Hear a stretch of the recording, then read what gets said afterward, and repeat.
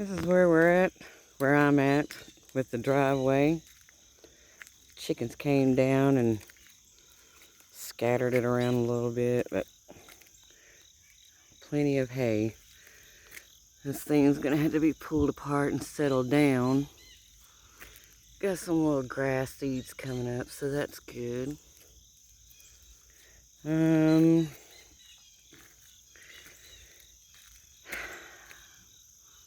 It seems to have stayed what I put in so far. Definitely gonna have to build that up some more. If you can see, the rocks are always coming back down the driveway.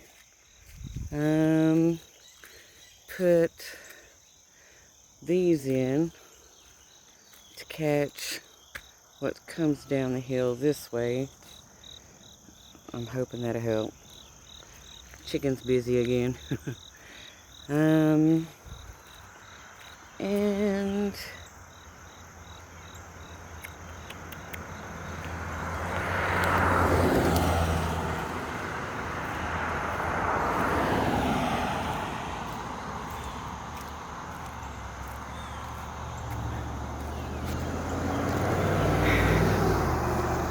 the hill keeps washing away.